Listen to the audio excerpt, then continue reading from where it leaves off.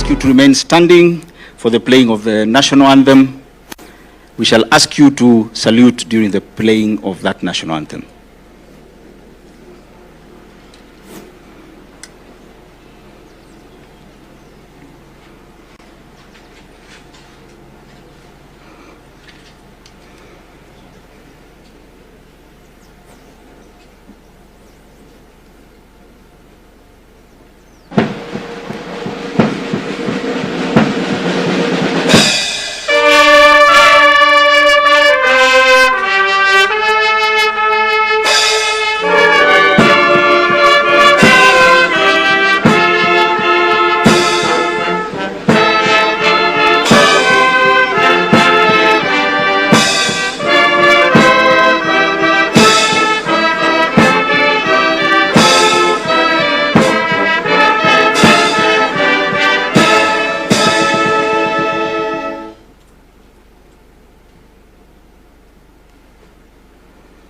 Please be seated.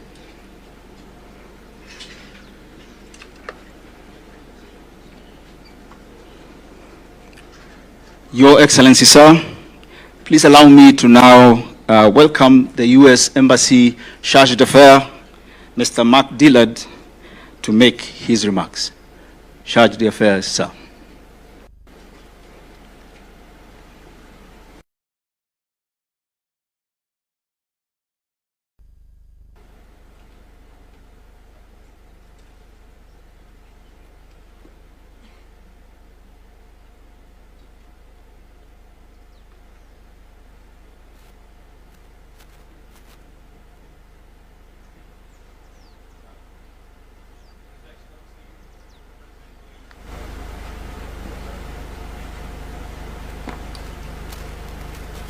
Sure.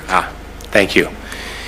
His Excellency, President William Ruto, Her Excellency, Cabinet Secretary Tuya, His Excellency, the Ministry of Defense from Senegal, General Kahariri, the Chief of the Kenya Defense Forces, General Langley, the Commander, U.S. Africa Command, General Nordhaus, Chief of the U.S. National Guard Bureau, distinguished Chiefs of Defense and delegation members, ladies and gentlemen, hello, good day. On behalf of the U.S. Embassy in Kenya, it is an honor to welcome you to the Africa Chiefs of Defense Conference. I would like to start with a special thanks to our co-hosts, the Kenya Defense Forces, for their leadership in bringing us together for this vital dialogue. The United States is grateful to all of you for your leadership on regional security issues. And this year's theme, which is strengthening African security, sustaining unity of effort, this theme speaks directly to the shared responsibilities that bring all of us here. We are in an era that is marked by complex cross-border threats. We were talking about terrorism, trafficking, piracy, and we know that we are more effective when we face these challenges together. I know that many of you have firsthand experience working with the United States military, of course, and with each other. We together have conducted many training exercises like Flintlock, Cutlass Express, and African Lion. I personally had the opportunity to see troops from several of your countries train earlier this year at Exercise Justified Accord near Mount Kenya, and I was impressed by what I saw. There were, of course, the high-tech weapons and the tactics training, but the most impressive thing that I saw were service members, your troops, who showed leadership and professionalism. Security is not just the absence of conflict, but it's also the presence of opportunity. Security enables economic development, protects democratic institutions, and allows our young people to dream big and reach farther. Our economic partnerships flourish in countries where security provides the stability required for robust trade and investment. That is to say that when African nations are more secure, when this region is more stable, the world, including the United States, is safer and more prosperous. I hope that this conference then is more than just a meeting. I hope it's also a moment where we can build deeper ties, where we can renew our joint efforts, and where we can recommit ourselves to the security and prosperity of our nations. Before making way for Cabinet Secretary Tuya, allow me once again to thank our co-hosts, the Kenya Defense Forces, and all of you, the continent's most senior defense leaders, for your dedication to peace, your dedication to professionalism, and your dedication to progress. Thank you very much.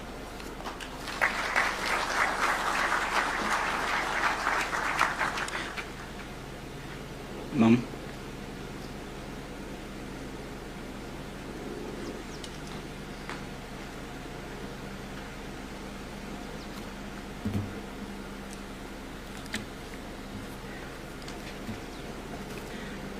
Your Excellency, the President of the Republic of Kenya and Commander-in-Chief of the Kenya Defense Forces, Minister of Armed Forces of Senegal, Mr. Birame Diop, Chief of the Kenya Defense Forces, General Charles Kariri, Chargé d'Affaires, United States Embassy, Mark Dillard, Commander of the United States Africa Command, General Michael Langley, all our chiefs of defense forces present from different jurisdictions, PS Ministry of Defense, Dr.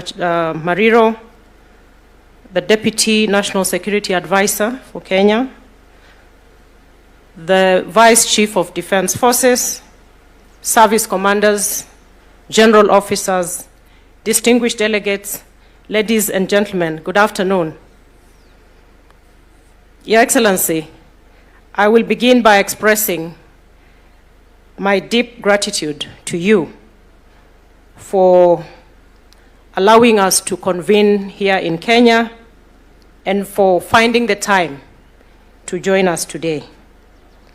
I also wish to appreciate our Chief of Defense Forces, General Kariri, and General Michael Langley of the US AFRICOM for your exceptional leadership in co-hosting this milestone event. To our teams, the coordinating teams both from KDF and the US AFRICOM, we commend your diligence that has really made this event possible. Kenya and the United States do share a strong and enduring defense partnership. And this collaboration is testament to the strength of this partnership. Your Excellency, allow me also to state that as we convene here today, we do it at the backdrop of a global security environment which is undergoing profound shifts. Strategic competition, evolving technologies, climate-induced fragility, and transnational threats are really redrawing the boundaries of national and regional security. These dynamics demand that we recalibrate our defense postures, not just for defense and response, but also for foresight, resilience, and constructive engagement. Within this global context, Africa must carve out its own path, one that places continental priorities at the center of security cooperation. This conference today does provide a very valuable platform for strategic dialogue grounded in African agency and a broader recognition that sustainable peace must be pursued through regional and international cooperation, as well as integrated whole-of-society approaches. I am very confident that this conference will generate insights that will shape the future of our collective security architecture, not only in Africa, but also within the broader international system to which we all belong. With these few remarks, It is now my distinct honor and privilege to invite His Excellency, the President of the Republic of Kenya and Commander-in-Chief of the Kenya Defense Forces, to address us. Your Excellency, sir.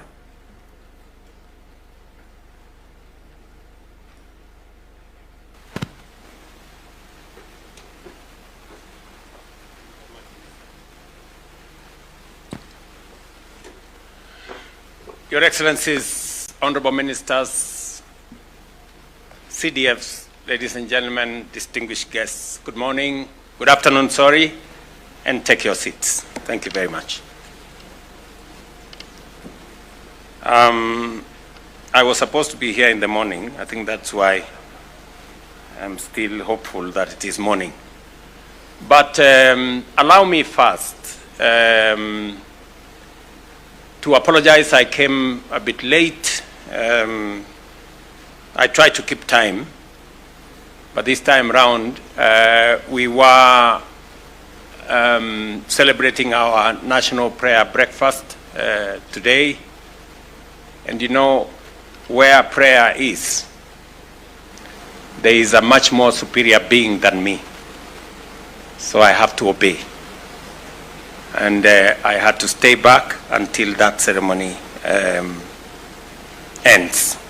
But allow me to welcome each and every one of you to Kenya and to Nairobi. And I must say we are truly honored to co-host this very important forum in partnership with our friends, the United States of America. It is especially meaningful that this gathering is taking place on the African soil only the second time in its history, underscoring the continent's growing leadership in defining its own security agenda as we work with partners. Ladies and gentlemen, Africa stands at a pivotal moment, poised to harness its vast potential and shape a prosperous future. With over 60% of our population under the age of 25, the continent is set to become the world's largest workforce by 2050, offering a dynamic labor pool for global industries. Abundant natural resources, including 65% of the world's uncultivated arable land, and significant reserves of critical minerals such as lithium, cobalt, and many more, position Africa as a key player in global food security and green energy transition.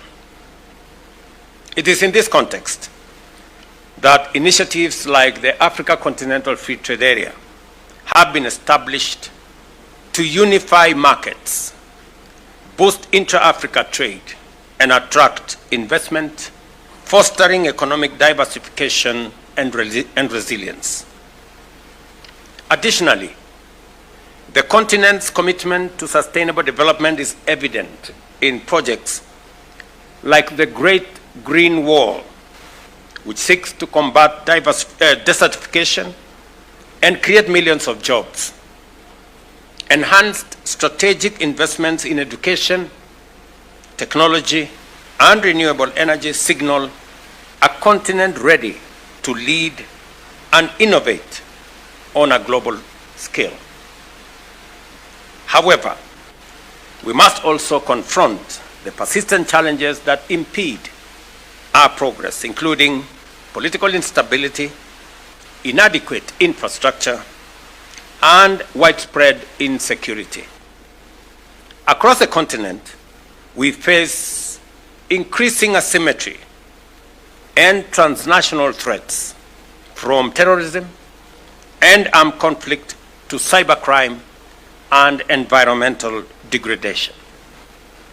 These challenges test the resilience of our institutions and demand that we reimagine our peace and security architecture.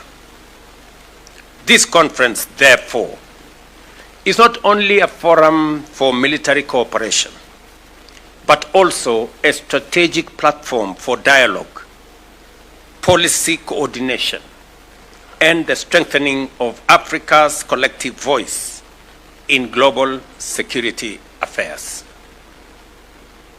And I'm very happy that I've been informed that we have 38 different delegations attending this conference, and it speaks to the growing awareness that security goes beyond the borders of any country, and that collaboration, partnership, and building synergy is the way to greater security and stability within and outside our countries.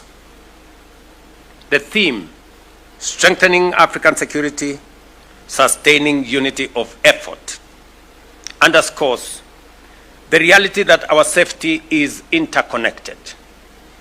When one country or region falters, the ripple effect transcends borders, impacting livelihoods, economies, and development prospects. True security in Africa must be continental in ambition and collaborative in execution. For Africa to thrive, we must deepen our investment in unity, not just as a diplomatic ideal, but as a practical strategy for resilience. Strengthening partnerships among our defense institutions, promoting shared doctrines and strategic alignment, and the championing of Africa-led solutions must remain central to our approach as you discuss the different aspects and paradigms in this conference. These principles should guide how we respond to crisis, support peace operations, and prepare for evolving threats of the 21st century. Ladies and gentlemen, Kenya remains firmly committed to the cause of regional peace and stability. We envision a future in which African states stand together in mutual defense of our sovereignty and values, where our military cooperation is not reactive, but proactive and strategic. In this regard, we will continue working with our partners bilaterally, regionally, and in a multilateral framework to build a defense architecture that is robust, credible, and enduring. By strengthening our collective security mechanisms and sustaining unity of effort, we can overcome the challenges that stand in the way of our collective progress. Allow me in a very special way to appreciate the United States of America for its tremendous support to this conference and its broader contribution to regional peace and security. I also extend my deepest appreciation to the organizers